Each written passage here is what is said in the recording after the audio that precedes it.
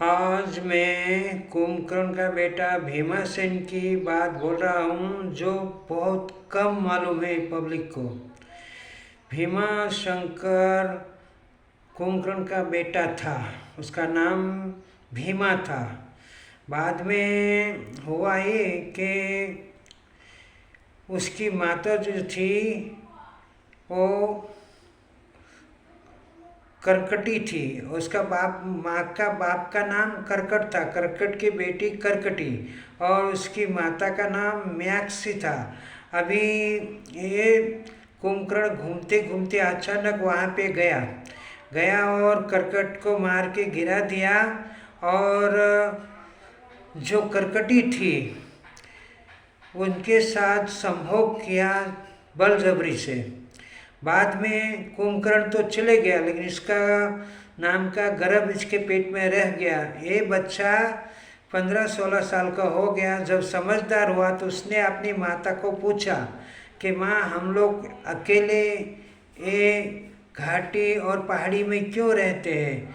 तभी उसकी माता ने बोला, तो बेटे ने बोला, मेरे को सच सच कहानी बताओ, मेरा बाप कौन है और मेरा बाप का नाम क्या है, तो हम लोग अकेले यहाँ पे क्यों रहते। ऐसा जब भीमसेन ने बोला तभी उसकी माता करकटी ने विस्तार से उसको बात कही। बेटा, मेरे बाप का नाम करकट था, माँ का नाम म्याक्सी था और हम तीनों यहाँ पे रहते थे। और तुम, मेरी माता और पिता राम भक्त थे और राम जो है हरि है, वो भगवान है। और रावण का भाई कुंभकर्ण और रावण, इन लोग अत्याचार करते थे और पाप करते थे उसके लिए राम ने उनको मारा, साथ में तेरे पिता को भी मार दिया।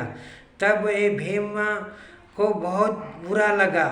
उसने बोला, माँ, ये हरि अपने आप को समझते क्या है, बिला वजह से मेरे बाप को भी मार दिया तो मैं उसका बदला लूँगा। उसके लिए मैं तपस्या करने को जा रहा हूँ। वो तपस्या करने को गया, ब्रह्मा जी की तपस्या की उसने। और तपस्या करने के बाद 1000 बरस तपस्या की, तब ब्रह्मा जी प्रसन्न हुए।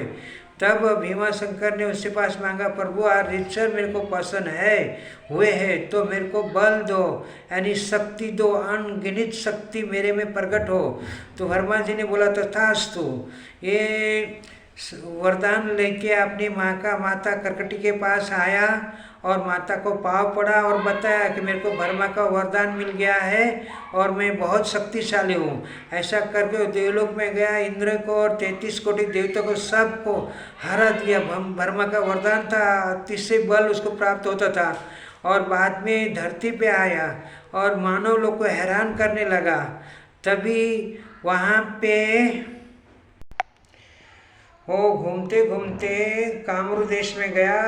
वहाँ का राजा सुत्रसेन था, शिव भक्त, उसकी पत्नी भी शिव भक्त थी। अभी ये दोनों महान शिव भक्त थे तो उनको उसने हराया, क्योंकि इनके पास ब्रह्मा की ताकत का वरदान का बल था। उसके लिए उसने उसको भी हरा दिया और बंदी बना के घर पे ले गया। उसको कष्ट देने लगा और बंदी गृह में अकेले सुनसान जगह में छोड़ दिया उसको।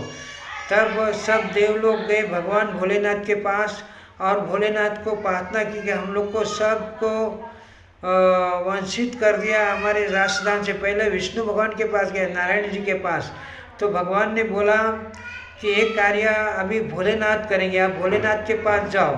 तो उन लोग सब देवलोग भोलेनाथ के पास आए और भोलेनाथ को सब हकीकत बताई। तो भोलेनाथ ने आश्वासन दिया और बोला कि मेरा गुनाह 10 बार करेगा तो मैं सहन कर लेता हूँ और माफ़ कर देता हूँ, लेकिन मेरे भक्तों को गुनाह जो करते हैं उसको मैं कभी माफ़ नहीं करता हूँ। वैसी बात श्री कृष्ण भगवान ने रामावतार में भी बताई थी कि मेरा गुनाह जो करेगा उसको मैं माफ़ करता हूँ, लेकिन मेरे भक्तों को हैरान करते बिला वजह से उसको मैं कभी माफ़ नहीं करता हूँ। ऐसा करके देवलोक को भगवान ने विदाई किया और भगवान कामरू देश में प्रकट हो गए। अभी वहाँ पे घटना ये बनी कि इनके सैनिक, भीमाशंकर के जो सैनिक थे वो घूमते घूमते अचानक वहाँ पे गए तो राजा को भगवान का नाम लेते हुए देखा। तो उसने जाके अपने राजा को बताया कि कामरू देश का राजा भोलेनाथ की पूजा कर रहा है, और इसने क्या बोला था कि पूजा पाठ सब मेरे को करो, जो अर्पण करना है मुझे करो, भगवान की पूजा मत करो। सब वेद विधान सब इसने बंद करवा दी थी, भक्ति बंद करवा दी, खाली मेरी भक्ति करो ऐसा कहने लगा था ये। और किसी को पूजा पाठ करने नहीं देता था, जो भी करना हो मेरी पूजा करो, मेरे को भगवान मानो, ऐसा इसने बहुत अत्याचार किया था।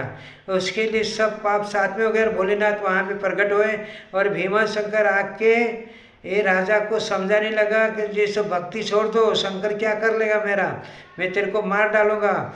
लेकिन राजा ने बोला नहीं, हमको हमारे प्रभु पे भरोसा है कि तेरा विनाश होएगा, उसके लिए तू इतना अत्याचार कर रहा है, सुधर जा तो अच्छा है। नहीं सुधरा और उसके ऊपर जैसे तलवार मारने जाता है वैसे भोलेनाथ प्रकट हो जाते हैं और आमने सामने लड़ाई की, क्योंकि वरदान की शक्तियाँ बहुत थी उसके पास। वो सबको भगवान ने नष्ट किया और वहाँ पे इसको मारा।